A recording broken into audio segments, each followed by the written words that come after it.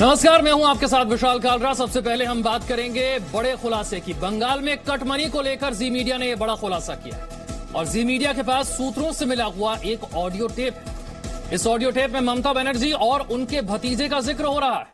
जी media इस audio की पुष्टि नहीं करता है, लेकिन इस ऑडियो में क्या है यह आपके लिए जानना जरूरी है।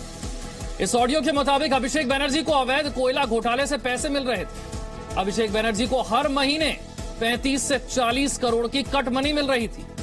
अशोक मिश्रा, जो कि पैसे की उगाही कर रहा था, इसने अभिषेक बनर्जी के करीबी को पैसे दिए। अशोक मिश्रा पैसे की उगाही करता था, यह अभिषेक बनर्जी के करीबी विनय मिश्रा को पैसे देता था और फिर विनय मिश्रा अभिषेक बनर्जी तक पैसे पहुंचाता था। ये पैसे, ये रकम कोई छोटी मोटी रकम नहीं है।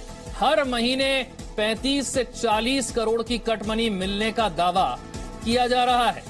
एक बार फिर से आपको बता दें, इस ऑडियो की पुष्टि जी मीडिया नहीं करता है, लेकिन बंगाल में जो आरोप बार बार लगाए जा रहे हैं भ्रष्टाचार के, कट मनी के, सिंडिकेट राज के, इस ऑडियो के जरिए उनकी पुष्टि जरूर हो जाती है। इसको अच्छा बोल सकते हैं कि भाई ये एक फिक्स इनकम आ रहा है हर महीने। कितना मोटा मोटी कितना वहां तक पहुंच जाता था, उस तक कितना पहुंच जाता था अभिषेक तक? 35 लास्ट 2 साल 2.5 साल 35 बिल्कुल लग रहा है उस तक पहुंच जाता था हर मंथ। बाकी जो जाता है वो महीने में वो खर्च। पश्चिम बंगाल में विधानसभा चुनाव जारी है और इन चुनावों के बीच जी न्यूज के पास कुछ विस्फोटक ऑडियो टेप आए हैं। इन ऑडियो टेप में पश्चिम बंगाल में चल रहे भ्रष्टाचार के खेल का खुलासा हो रहा है। ऑडियो से पता चला है कि बंगाल के माफिया और तस्कर मुख्यमंत्री ममता बनर्जी के भतीजे टीएमसी के सांसद अभिषेक बनर्जी को भ्रष्टाचार का 35 से 40 करोड़ तक पहुंचाते हैं।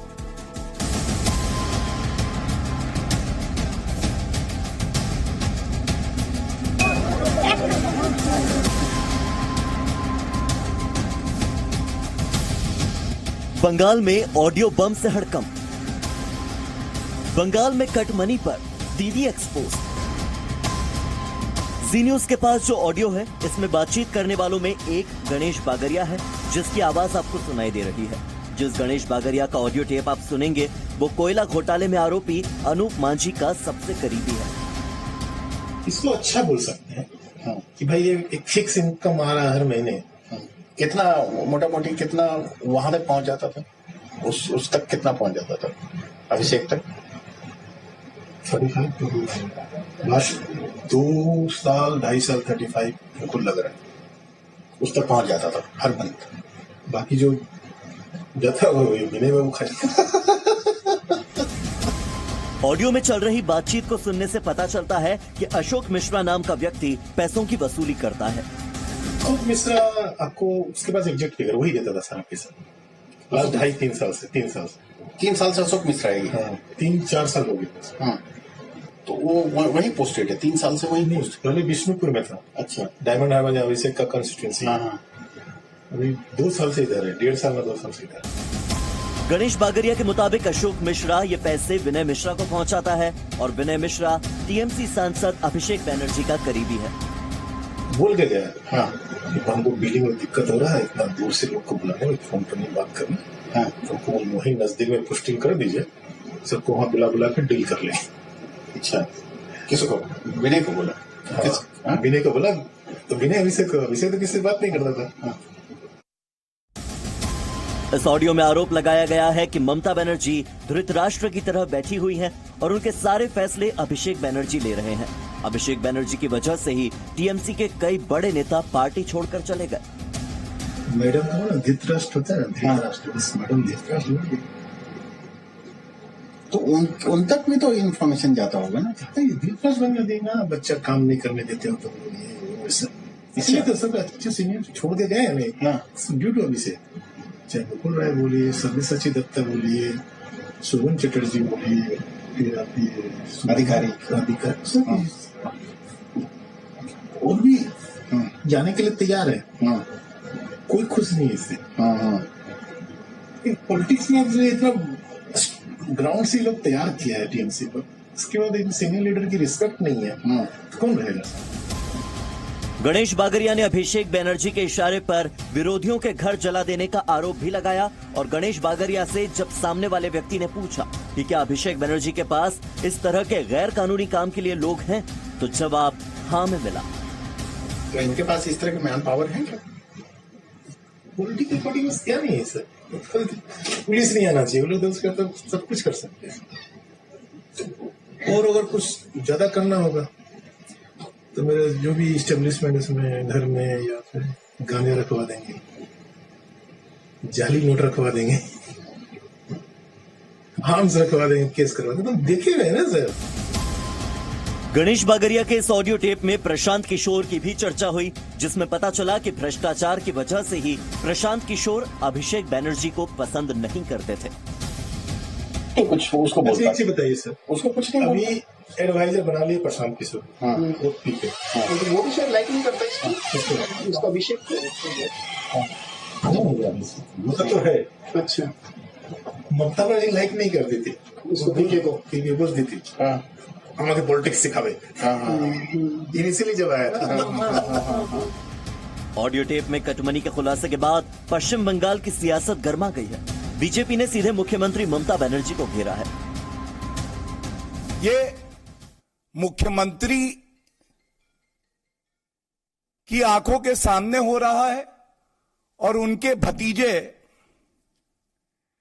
के खासम खास विनय मिश्रा उगाही एजेंट बन के सबसे डिमांड कर रहे हैं, टारगेट दिए जा रहे हैं एक्सटॉर्शन के। उगाही स्कैंडल कहना गलत नहीं होगा। बताया जा रहा है करीब 900 करोड़ से 1000 करोड़ रुपए तक का है। पश्चिम बंगाल की राजनीति से जुड़े ये टेप जी न्यूज को जांच एजेंसियों से जुड़े सूत्रों से मिले हैं, लेकिन जी न्यूज इस ऑडियो टेप की पुष्टि नहीं करता। ब्यूरो रिपोर्ट, जी मीडिया। मेरे सहयोगी रवि त्रिपाठी और जानकारी के साथ है। रवि, जो लोग पश्चिम बंगाल की राजनीति या फिर वहां के कोयला घोटाले को नहीं समझते हैं, जरा आसान शब्दों में समझाइए किस संदर्भ में बात हो रही है, पैसा कहां से आ रहा है और कहां जा रहा है?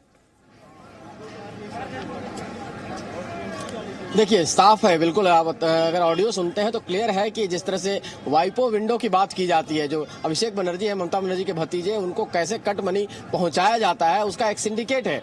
और उस सिंडिकेट का खुलासा देखिए, ये जानता हर कोई है।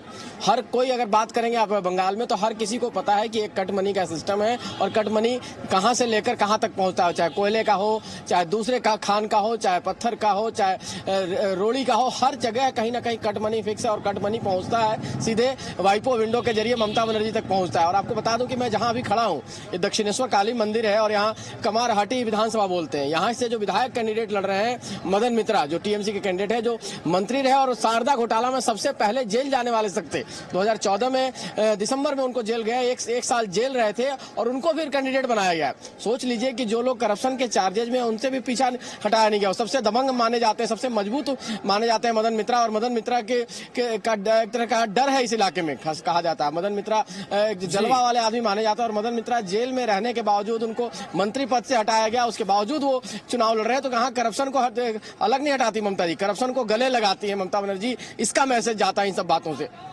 शुक्रिया रवि इस जानकारी के लिए। बंगाल में तीसरे दौर के चुनाव के लिए आज प्रचार का आखिरी दिन है। बीजेपी के स्टार प्रचारक योगी आदित्यनाथ बंगाल में 4 रैलियां करने वाले हैं। ममता और उनके भतीजे अभिषेक बनर्जी भी आज रैली करने जा रहे हैं।